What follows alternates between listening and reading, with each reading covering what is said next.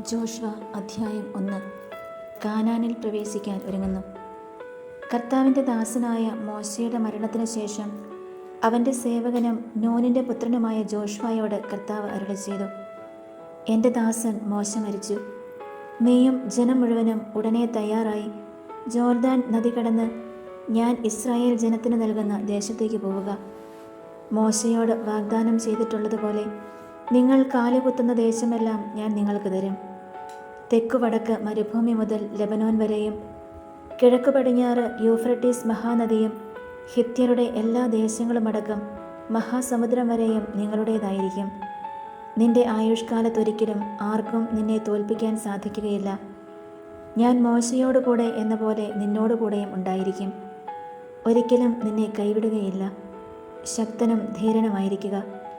ഈ ജനത്തിന് നൽകുമെന്ന് ഇവരുടെ പിതാക്കന്മാരോട് ഞാൻ വാഗ്ദാനം ചെയ്തിരുന്ന ദേശം ഇവർക്ക് അവകാശമായി വീതിച്ചു കൊടുക്കേണ്ടത് നീയാണ്. എൻ്റെ ദാസനായ മോശ നൽകിയിട്ടുള്ള എല്ലാ നിയമങ്ങളും അനുസരിക്കുകയും ശക്തനും ധീരനുമായിരിക്കുകയും ചെയ്യുക. അവയിൽ നിന്ന് ഇടം വലം വ്യതിചലിക്കരുത്. നിന്റെ ഉദ്യമങ്ങളിലെല്ലാം നീ വിജയം വരിക്കും. ന്യായപ്രമാണ ഗ്രന്ഥം എപ്പോഴും നിന്റെ അധരത്തിലുണ്ടായിരിക്കണം. അതിൽ എഴുതിയിരിക്കുന്നതെല്ലാം പാലിക്കാൻ നീ ശ്രദ്ധിക്കണം. അതിനെക്കുറിച്ച് രാവും പകലും ധ്യാനിക്കണം. അപ്പോൾ നീ അഭിവൃദ്ധി പ്രാപിക്കുകയും വിജയം വരിക്കുകയും ചെയ്യും. ശക്തനും ധീരനുമായിരിക്കണമെന്നും ഭയപ്പെടുകയോ പരിഭ്രമിക്കുകയോ ചെയ്യരുതെന്നും നിന്നോട് ഞാൻ കൽപ്പിച്ചിട്ടില്ലയോ? നിന്റെ ദൈവമായ കർത്താവ് നീ പോകുന്നിടത്തെല്ലാം നിന്നോട് കൂടെ ഉണ്ടായിരിക്കും. ജോഷുവ ജനപ്രമാണികളോട് കൽപ്പിച്ചു, പാളയത്തിലൂടെ ചെന്ന് ജനങ്ങളോട് ഇങ്ങനെ ആജ്ഞാപിക്കുവിൻ, വേഗം നിങ്ങൾക്കാവശ്യമായവ സംഭരിക്കുവിൻ. നിങ്ങളുടെ ദൈവമായ കർത്താവ് നിങ്ങൾക്ക് അവകാശമായി നൽകാൻ പോകുന്ന ദേശം കൈവശപ്പെടുത്താൻ 3 ദിവസത്തിനുള്ളിൽ നിങ്ങൾ ജോർദാൻ കടക്കണം. റൂബൻ, ഗാദ് ഗോത്രങ്ങളോടും മനാസയുടെ അർദ്ധഗോത്രത്തോടും ജോഷുവ പറഞ്ഞു, നിങ്ങളുടെ ദൈവമായ കർത്താവ് നിങ്ങൾക്ക് സ്വസ്ഥമായി വസിക്കാൻ ഒരു സ്ഥലം തരികയാണ്. അവിടുന്ന് ഈ ദേശം നിങ്ങൾക്ക് തരും എന്ന് കർത്താവിൻ്റെ ദാസനായ മോശ നിങ്ങളോട് പറഞ്ഞത് അനുസ്മരിക്കുവിൻ.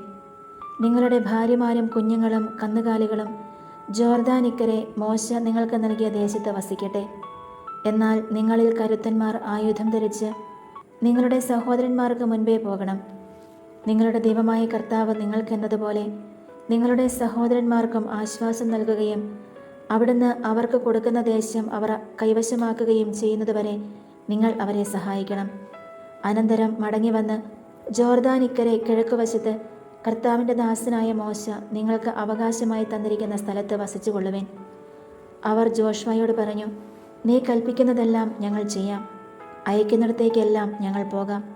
മോശയെ എന്നതുപോലെ ഞങ്ങൾ എല്ലാ കാര്യങ്ങളിലും നിന്നെയും അനുസരിക്കും. നിന്റെ ദൈവമായ കർത്താവ് മോശയോടുകൂടെ എന്നതുപോലെ നിന്നോടുകൂടെയും ഉണ്ടായിരിക്കട്ടെ. നിന്റെ ആജ്ഞകൾ ധിക്കരിക്കുകയും നിന്റെ വാക്കുകൾ അനുസരിക്കാതിരിക്കുകയും ചെയ്യുന്നവൻ മരിക്കണം. നീ ധീരനും ശക്തനുമായിരിക്കുക. അധ്യായം 2. ജെറീക്കോയിലേക്ക് ചാരന്മാർ.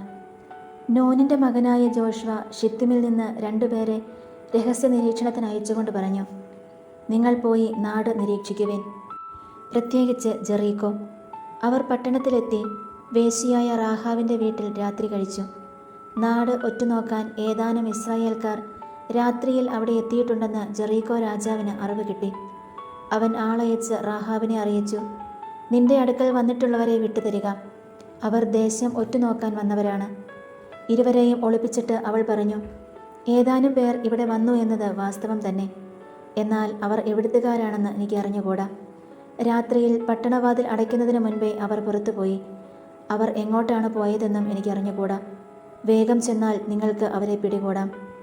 അവളാകട്ടെ അവരെ പുരമുകളിൽ അടുക്കി വെച്ചിരുന്ന ചണത്തുണ്ടുകൾക്കിടയിൽ ഒളിപ്പിച്ചിരുന്നു.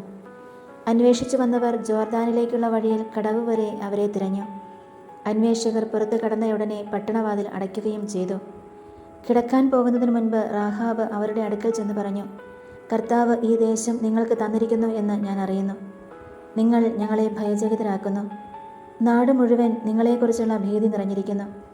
നിങ്ങൾ ഈജിപ്തിൽ നിന്ന് പോന്നപ്പോൾ കർത്താവ് നിങ്ങൾക്ക് വേണ്ടി ചെങ്കടലിലെ വെള്ളം വറ്റിച്ചതും ജോർദാനക്കരെ സീഹോൻ, ഓഗ് എന്ന 2 അമോര്യ രാജാക്കന്മാരെ നിങ്ങൾ നിർമൂലമാക്കിയതും ഞങ്ങൾ കേട്ടിട്ടുണ്ട്. ഇത് കേട്ടപ്പോൾ ഞങ്ങളുടെ മനസ്സ് തകർന്നു. നിങ്ങൾ നിമിത്തം എല്ലാവരും നഷ്ടധൈര്യരായി തീർന്നു. മുകളിൽ ആകാശത്തും താഴെ ഭൂമിയിലും നിങ്ങളുടെ ദൈവമായ കർത്താവ് തന്നെയാണ് ദൈവം. അതുകൊണ്ട് ഞാൻ നിങ്ങളോട് കാരുണ്യത്തോടെ വർത്തിക്കുന്നത് പോലെ നിങ്ങൾ എൻ്റെ പിതൃഭവനത്തോടും കാരുണ്യപൂർവ്വം വർത്തിക്കുമെന്ന് കർത്താവിൻ്റെ നാമത്തിൽ എന്നോട് ശപഥം ചെയ്യുവിൻ. എൻ്റെ മാതാപിതാക്കളുടെയും സഹോദരീ സഹോദരന്മാരുടെയും മറ്റു ബന്ധുക്കളുടെയും ജീവൻ രക്ഷിക്കുമെന്നതിന് ഉറപ്പുള്ള അടയാളവും എനിക്ക് തരണം. അവർ പറഞ്ഞു, നിങ്ങളുടെ ജീവന് പകരം ഞങ്ങളുടെ ജീവൻ കൊടുക്കും. ഇക്കാര്യം നീ ആരോടും പറയാതിരുന്നാൽ കർത്താവ് ഈ ദേശം ഞങ്ങൾക്ക് ഏൽപ്പിച്ചു തരുമ്പോൾ നിങ്ങളോട് കാരുണ്യത്തോടും വിശ്വസ്തയോടും കൂടെ ഞങ്ങൾ വർത്തിക്കും. മതിലിനോട് ചേർത്ത് പണിതതായിരുന്നു അവളുടെ വീട്. ജനലിൽ കൂടി കയറുവഴി അവൾ അവരെ താഴേക്ക് ഇറക്കി വിട്ടു. അവൾ അവരോട് പറഞ്ഞു, തേടിപ്പോയവർ നിങ്ങളെ കണ്ടുമുട്ടാതിരിക്കാൻ നിങ്ങൾ മലമുകളിലേക്ക് പോയി അവർ തിരിച്ചു വരുവോളം 3 ദിവസം അവിടെ ഒളിച്ചിരിക്കുവിൻ. അതിനുശേഷം നിങ്ങളുടെ വഴിക്ക് പോകാം. അവർ പറഞ്ഞു, ഞങ്ങളെക്കൊണ്ട് ശപഥം ചെയ്യിച്ച വാഗ്ദാനം ഞങ്ങൾ പാലിക്കും. ഞങ്ങൾ തിരിച്ചു വരുമ്പോൾ ഞങ്ങളെ ഇറക്കിവിട്ട ജനാലയിൽ ചുവന്ന ഈ ചരട് കെട്ടിയിരിക്കണം.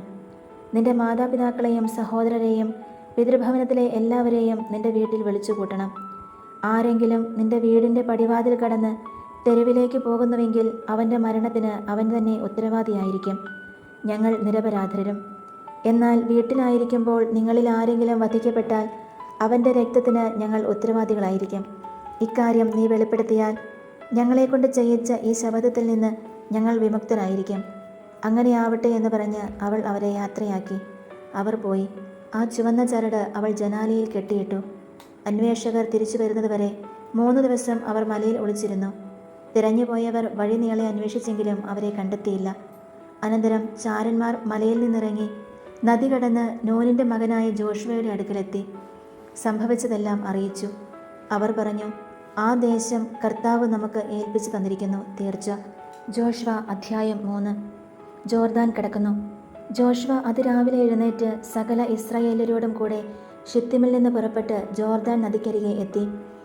മറുകര കിടക്കാൻ സൗകര്യം പാർത്ത് അവിടെ കൂടാരമടിച്ചു. 3 ദിവസം കഴിഞ്ഞ് പ്രമാണികൾ പാളയത്തിലൂടെ നടന്ന് ജനത്തോട് കൽപ്പിച്ചു, ലേവ്യ പുരോഹിതന്മാർ നിങ്ങളുടെ ദൈവമായ കർത്താവിൻ്റെ വാഗ്ദാന പേടകം സംവഹിക്കുന്നത് കാണുമ്പോൾ നിങ്ങൾ അവരെ അനുഗമിക്കുവിൻ. ഈ വഴിയിലൂടെ ഇതിനു മുൻപ് നിങ്ങൾ പോയിട്ടില്ലാത്തതിനാൽ പോകേണ്ട വഴി അവർ കാണിച്ചു തരും. എന്നാൽ നിങ്ങൾക്കും വാഗ്ദാന പേടകത്തിനുമിടയ്ക്ക് 2000 മുഴം അകലം ഉണ്ടായിരിക്കണം. അതിനെ സമീപിക്കരുത്. ജോഷുവ ജനത്തോട് പറഞ്ഞു, നിങ്ങളെ തന്നെ ശുദ്ധീകരിക്കുവിൻ. നാളെ നിങ്ങളുടെ ഇടയിൽ കർത്താവ് അത്ഭുതങ്ങൾ പ്രവർത്തിക്കും. വാഗ്ദാന പേടകമെടുത്ത് ജനങ്ങൾക്ക് മുൻപേ നടക്കുവിനെന്ന് അവൻ പുരോഹിതന്മാരോട് പറഞ്ഞു. അവർ അപ്രകാരം ചെയ്തു.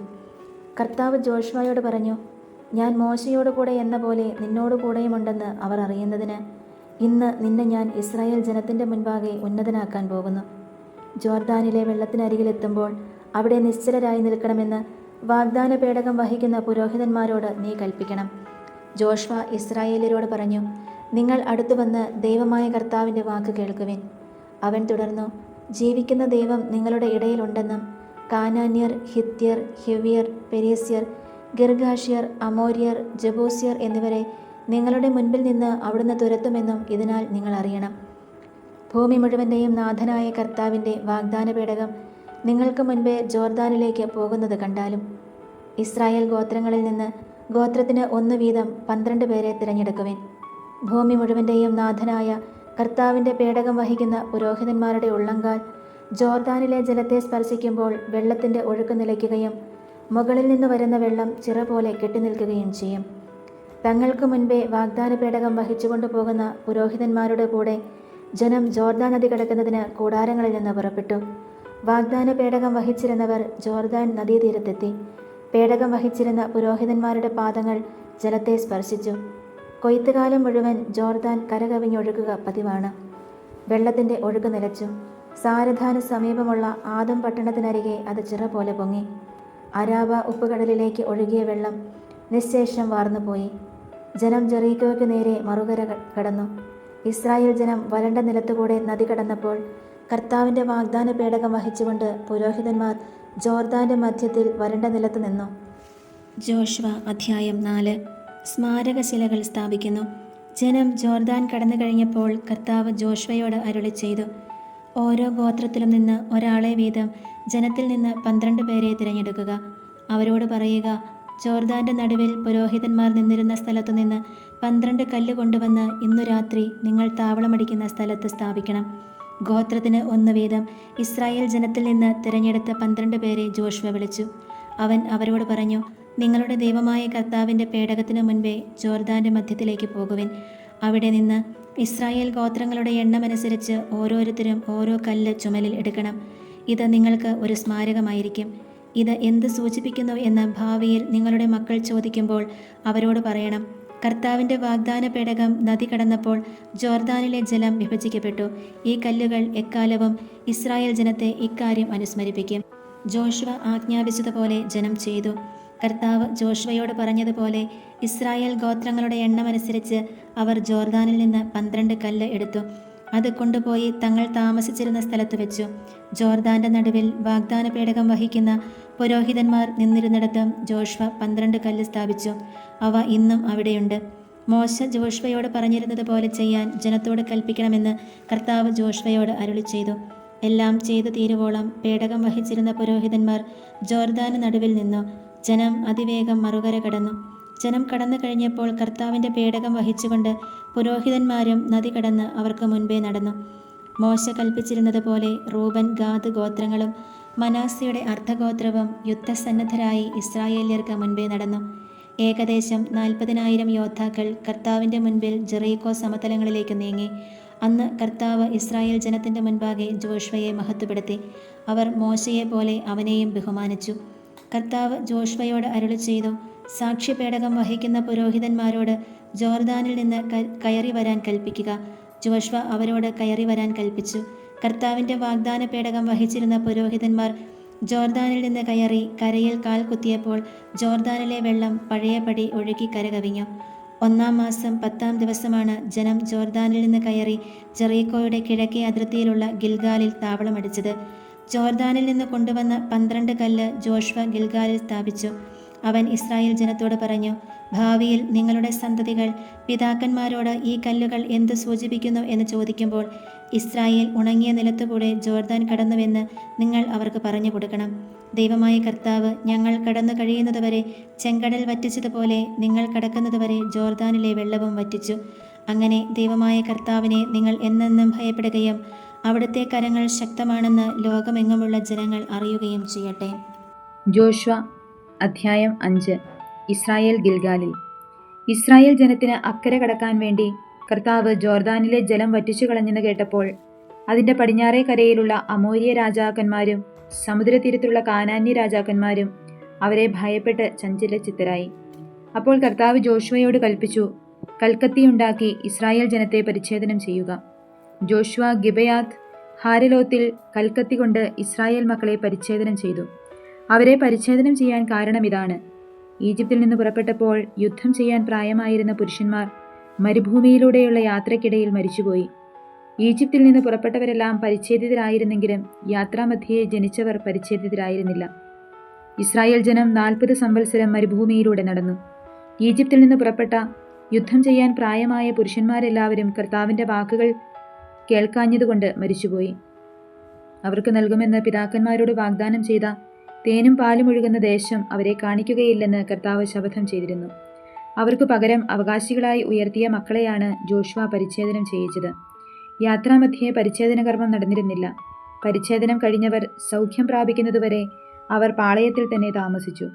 അപ്പോൾ കർത്താവ് ജോഷുവയോട് അരുളി ചെയ്തു, ഈജിപ്തിൻ്റെ അപകീർത്തി ഇന്ന് നിങ്ങളിൽ നിന്ന് ഞാൻ നീക്കിക്കളഞ്ഞിരിക്കുന്നു. അതിനാൽ ആ സ്ഥലം ഗിൽഗാൽ എന്ന് ഇപ്പോഴും അറിയപ്പെടുന്നു.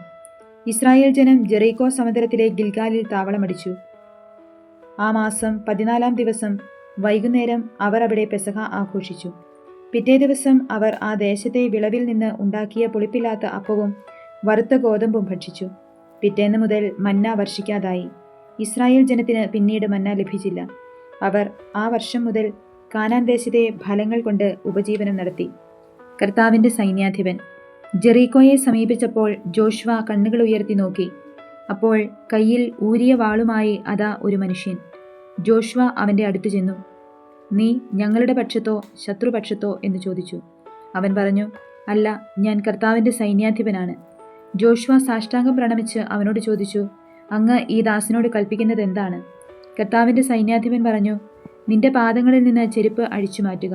നീ നിൽക്കുന്ന ഈ സ്ഥലം വിശുദ്ധമാണ്.